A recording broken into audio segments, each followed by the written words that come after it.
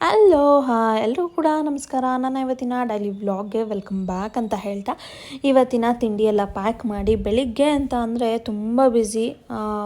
House ವೈಫ್ಗೆ ಮಾಮ್ಸ್ಗಳಿಗೆ ಯಾರಿಗೇ ಆದರೂ ಅಷ್ಟೇ, ಮಕ್ಕಳು ತಾಯಿದಿರಿಗೆ ತುಂಬ ಬ್ಯುಸಿ. ಯಾಕಂದರೆ ಮಕ್ಕಳು ಸ್ಕೂಲಿಗೆ ಹೆಂಗೆ ಹೋಗ್ತಾರೋ ಏನೋ, ಒಂದು ಸ್ವಲ್ಪ ಮಿಸ್ಟೇಕ್ ಆದರೂ ನೆಕ್ಸ್ಟ್ PTMಲ್ಲಿ ನಮಗೆ ಅಂತಾರಲ್ಲ. ಸೊ ಅದಕ್ಕೋಸ್ಕರ ಏನೇ ಅವ್ರು ಹೆಂಗೆ ಇದ್ದರೂ ಕೂಡ ಮಕ್ಕಳನ್ನ ಪರ್ಫೆಕ್ಟಾಗಿ ಕಳಿಸ್ಬೇಕು ಅನ್ನೋದು ಅವ್ರ ಆಸೆ. ನಂದು ಕೂಡ ಅಷ್ಟೇ, ಮಕ್ಕಳನ್ನ ಪರ್ಫೆಕ್ಟಾಗಿ ಅವರು ನೋಡು ಹಿಂಗೆ ಬಂದಿದ್ದಾರೆ ಮಕ್ಕಳು ಅಂತ ಅನ್ನಬಾರ್ದು ನನ್ನ ಪ್ರಕಾರ. ಸೊ ಹಾಗೆ ಕಳಿಸ್ಬೇಕು ನನ್ನ ಮಕ್ಕಳನ್ನ ನಾನು. ಆ್ಯಕ್ಚುಲಿ ಇವಾಗ ಮಗಳನ್ನು ಕರ್ಕೊಬರೋಕ್ಕೆ ಹೋಗ್ತಾ ಇದ್ದೀನಿ.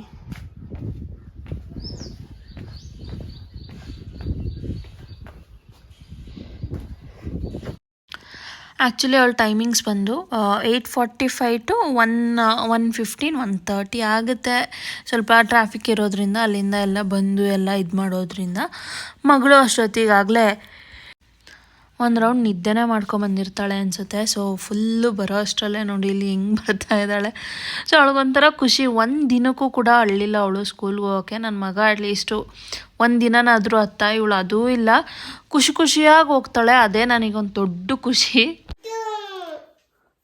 ಸೊ ಆ್ಯಕ್ಚುಲಿ ಇವತ್ತು ಮಗಳು ತುಂಬ ಲೇಟಾಗಿ ಬಂದುಬಿಟ್ಲು. ಸೊ ಬೇಜಾರಾಗುತ್ತೆ ಚಿಕ್ಕ ಮಕ್ಕಳು ಇಷ್ಟು ಲೇಟಾಗಿ ಬಂದರೆ. ಹಾಗೆ ಏನೂ ಮಾಡೋಕ್ಕಾಗಲ್ಲ, ಯಾಕಂದರೆ ಸ್ಕೂಲ್ ರೂಲ್ಸ್ಗಳು ಹಂಗಿರುತ್ತೆ.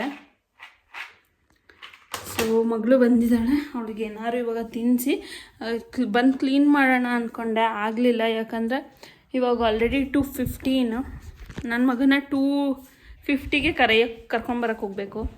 ಆಗಲ್ಲ, ನೋಡೋಣ. ಆದರೆ ಇವಳನ್ನ ಮಲಗಿಸ್ಬಿಟ್ಟು ಹೋಗ್ತೀನಿ, ಇಲ್ಲ ಅಂತಂದರೆ ಹಂಗೆ ಕರ್ಕೊಂಡು ಹೋಗ್ತೀನಿ. ಇಬ್ಬರೂ ಒಟ್ಟಿಗೆ ಬಂದು ಮಲಗಿಸೋಣ ಅಂತ. ಸ್ಕೂಲಲ್ಲಿ ಏನು ಮಲಗಿಲ್ಲ ಅಂತ ಹೇಳ್ತಾ ಇದ್ದಾಳೆ, ನೋಡೋಣ. ಮಲಗಿಲ್ಲ ಅಂದರೆ ಇಲ್ಲಿ ಮಲಗಿಸ್ಬೇಕಷ್ಟೆ. ಸೊ ಬಂದ ತಕ್ಷಣವೇ ಡ್ರೆಸ್ನು ಬಿಚ್ಚಿಬಿಟ್ಟು ಹಂಗೆ ಕೂತಿದ್ದಾಳೆ ನೋಡಿ. ಒಂದು ಫೋನ್ ಇತ್ತು, ಫೋನ್ ಕಿತ್ಕೊಂಡೆ, ಅದಕ್ಕೆ ಅಳ್ಕೊಂಡು ಕೂತಿದ್ದಾಳೆ.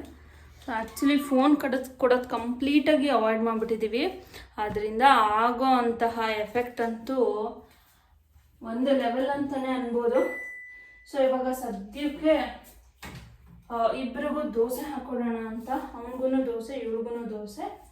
ಸೊ ದೋಸೆ ಹಾಕಿ ಆಮೇಲೆ ಅವನನ್ನು ಕರ್ಕೊಂಬರಕ್ಕೆ ಬರಬೇಕು. ಸೊ ಸಿಗ್ತೀನಿ ಆಮೇಲೆ, ಬಾಯ್.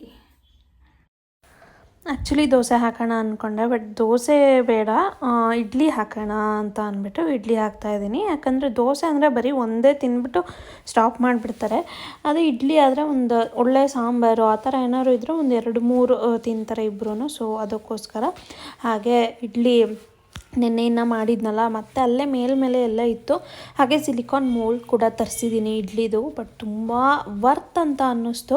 ಹಾಗೆ ಫುಡ್ ಗ್ರೇಡೆಡ್ ಇರುತ್ತೆ ಇದು, ಯಾವುದೇ ರೀತಿ ಪ್ಲಾಸ್ಟಿಕ್ಕು ಆ ಥರ ಏನಿಲ್ಲ ಇದು. ಕೆಲವ್ರು ಭಯ ಪಡ್ತಾರೆ ಪ್ಲಾಸ್ಟಿಕ್ ಅಂಟ್ಕೊಂಡ್ಬಿಡುತ್ತೆ ಹಂಗೆ ಹಿಂಗೆ ಅಂತ.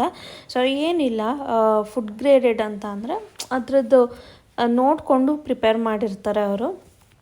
ಹಾಗೆ ನನ್ನ ಮಗಳು ನೋಡಿ ಅಲ್ಲಿ ಫೋನ್ ಕಿತ್ಕೊಂಡೆ ಅಂತ ಅಂದ್ಬಿಟ್ಟು ಬಂದ್ಬಿಟ್ಟು ಹೆಂಗೆ ಎದುರಿಸ್ತಿದ್ದಾಳೆ. ಸೊ ಒಂದು ಟೈಮ್ ತೊಳೆದ್ಬಿಟ್ಟು ಆಮೇಲೆ ನಾನು ಹಾಕ್ತಾಯಿದ್ದೀನಿ, ತೊಳೆಯೋಕ್ಕೆ ಹಾಕ್ಬಿಟ್ಟು. ಸೊ ತುಂಬ ಚೆನ್ನಾಗಿ ಬಂತು. ನಾನು ಆ್ಯಕ್ಚುಲಿ ಯಾರೋ ಒಬ್ಬರು ಯೂಟ್ಯೂಬರ್ ಯೂಸ್ ಮಾಡೋದನ್ನ ನೋಡಿನೇ ತರಿಸಿದ್ದು. ನಾನು ಫಸ್ಟ್ ಟೈಮ್ ಯೂಸ್ ಮಾಡ್ತಾ ಇರೋದು, ಅದಕ್ಕೋಸ್ಕರ ನೀಟಾಗಿ ವಾಶ್ ಮಾಡ್ಕೊಂಡು ಯೂಸ್ ಮಾಡೋಣ ಅಂತ. ಹಾಗೆ ಯೂಸ್ ಮಾಡಿದ್ದನ್ನ ನಾನು ನೋಡಿದ್ದೆ, ಸೊ ಹಾಗಾಗಿ ತರಿಸ್ದೆ. ಬಟ್ ತುಂಬ ಚೆನ್ನಾಗಿದೆ, ಹಾಗೆ ವರ್ತ್ ಅಂತ ಅನ್ನಿಸ್ತು. ಸ್ಟಾರ್ಟಿಂಗ್ ಅಲ್ಲ ಅಂದ್ಬಿಟ್ಟು ನಾನು 8 ಅಷ್ಟೇ ನಾನು ತರಿಸಿದ್ದೀನಿ. ಇನ್ನು ಆರ್ಡರ್ ಮಾಡಿದೆ ಮತ್ತೆ ಇನ್ನೂ 8. ಯಾಕಂದರೆ ನಮ್ಮ ಇಡ್ಲಿ ಸ್ಟ್ಯಾಂಡ್ ಇರೋದು 16 ಅಲ್ಲ, ಸೊ ಹಾಗಾಗಿ ಫಸ್ಟ್ ಇದು ನೋಡೋಣ ಆಮೇಲೆ ತರಿಸೋಣ ಅಂತ. ಬಟ್ ವರ್ತ್ ಅಂತ ಅನ್ನಿಸ್ತು, ಹಾಗೆ ಚೆನ್ನಾಗೂ ಇತ್ತು. ಈಗಲೇ ಬುಕ್ ಮಾಡಿದೆ, ಆ್ಯಕ್ಚುಲಿ ಮತ್ತೆ ಬುಕ್ ಮಾಡಿ ತಿಂದ ತಕ್ಷಣವೇ ನಾನು ಫಸ್ಟ್ ಮಾಡಿದ್ದೆ ಅದು. ಯಾಕಂದರೆ ತುಂಬ ಲೇಟ್ ಡೆಲಿವರಿ ಕೊಡ್ತಾರೆ, ಅದಕ್ಕೋಸ್ಕರ ನೆಕ್ಸ್ಟ್ ವೀಕ್ ಅಷ್ಟೊತ್ತಿಗೆ ಬಂದರೆ ತುಂಬ ಚೆನ್ನಾಗಿರುತ್ತೆ ಅಲ್ವಾ ಅಂತ. ಈಗಂತೂ ಇಡ್ಲಿ ದೋಸೆ ನಮ್ಮನೆ ಇರಲೇಬೇಕು. ಇಡ್ಲಿ ದೋಸೆ ಇರಲೇಬೇಕು. ಯಾಕೆ ಅಂತಂದರೆ ಮಗಳಿಗೂ ಕೂಡ ತುಂಬ ಇಷ್ಟ, ಹಾಗೆ ಮಗನಿಗೂ ಕೂಡ ಇಷ್ಟ. ಸೊ ಅದಕ್ಕೋಸ್ಕರ ದೋಸೆ, ಚಪಾತಿ, ಇಡ್ಲಿ ಈ ಮೂರನ್ನು ತುಂಬ ಚೆನ್ನಾಗಿ ತಿಂತಾರೆ. ಇನ್ನು ರೈಸ್ ಐಟಮ್ ಕೊಟ್ಟರಂತೂ ಬೇಡ, ಬರೀ ಹಂಗೆ ತರ್ತಾರೆ. ಏನು ಬೇಕು? ದೋಸೆ ಇಲ್ವಲ್ಲ, ಅದನ್ನೇ ಹೇಳ್ತಾ ಇದ್ಲು ಸ್ಕೂಲಿಂದ ಬಂದು ನಾನು ತಿಂಡಿ ತಿಂದಿಲ್ಲ, ಊಟ ಮಾಡಿಲ್ಲ, ನೋಡು ಈಗ ಏನು ಮಾಡ್ತೀಯಾ ಅಂತ ಕೇಳ್ತಾ ಇದ್ಲು. ಯಾವ ಲೆವೆಲಿಗೆ ಬಂದುಬಿಟ್ಟಿದ್ದಾರೆ ನೋಡಿ ಮಕ್ಕಳು. ಏನು ಮಾಡ್ತೀಯಾ ತಿಂಡಿ ತಿಂದಿಲ್ಲ ಅಂತ ಕೇಳೋ ಲೆವೆಲಿಗೆ ಬಂದುಬಿಟ್ಟಿದ್ದಾರೆ. ಫಸ್ಟೆಲ್ಲ ಪೇರೆಂಟ್ಸ್ ಅಂದರೆ ಎಷ್ಟು ಎದ್ರುಕೊಂಡು ಎಲ್ಲ ತಿನ್ಕೊಂಡು ಬರೋದು, ಏನೋ ಕೊನೆ ಪಕ್ಷ ಸುರಿದಾದರೂ ಬರ್ತಾಯಿದ್ವಿ, ಬೈತಾರೆ ಹೊಡಿತಾರೆ ಅಂತ. ಬಟ್ ಇವಾಗ ಹಂಗಲ್ಲ, ಹಂಗೆ ತಂದ್ಬಿಟ್ಟು ಇವಾಗ ನೋಡು ತಂದಿದ್ದೀನಿ ಏನು ಮಾಡ್ತೀಯಾ ಅಂತಾರೆ. ಸೊ ನೋಡಿ ಎಷ್ಟು ನೀಟಾಗಿ ಕ್ಲೀನಾಗಿ ಬಂತು. ಸೊ ಇಷ್ಟೇ ಇವತ್ತಿನ ವ್ಲಾಗು. ಸೊ ಇಷ್ಟ ಆಯಿತು ಅಂತ ಅಂದರೆ ಒಂದು ಲೈಕ್ ಮಾಡಿ, ಶೇರ್ ಮಾಡಿ, ಕಮೆಂಟ್ ಮಾಡ್ತಾ ನಿಮ್ಮ ಅಭಿಪ್ರಾಯವನ್ನು ತಿಳಿಸಿ. ಹಾಗೆ ಈ ಇಡ್ಲಿ ಮೋಲ್ಡ್ ಹೇಗಿದೆ ಅನ್ನೋದನ್ನ ಕೂಡ ಕಮೆಂಟ್ ಮಾಡಿ ಹೇಳಿ. ಲಿಂಕ್ ಏನಾದರೂ ಬೇಕು ಅಂತ ಅಂದರೆ ಕಮೆಂಟಲ್ಲಿ ಲಿಂಕ್ ಅಂತ ಹಾಕಿ ನಾನು ಲಿಂಕ್ನ ಕಳಿಸ್ತೀನಿ. ತುಂಬ ಬ್ಯೂಟಿಫುಲ್ಲಾಗಿ ಬಂತು ಇಡ್ಲಿ ಅಂತೂ. ಇಷ್ಟ ಆಯಿತು ನನಗೆ. ಇನ್ನು ಆರ್ಡರ್ ಮಾಡಿದ್ದೀನಿ, ಬರಲಿ. ತುಂಬ ಚೆನ್ನಾಗಿರುತ್ತೆ. ಈ ಇಡ್ಲಿ ಪಾತ್ರೆ ತೊಳೆಯೋ ಕಷ್ಟಕ್ಕೆ ನಾನು ಅರ್ಧ ಇಡ್ಲಿ ಮಾಡಲ್ಲ. ನೋಡಿ ಎಷ್ಟು ನೀಟಾಗಿ ಬಂದಿದೆ. ಸೊ ವಿಡಿಯೋ ಇಷ್ಟ ಆದರೆ ಲೈಕ್, ಶೇರ್, ಕಮೆಂಟ್ ಮಾಡಿ.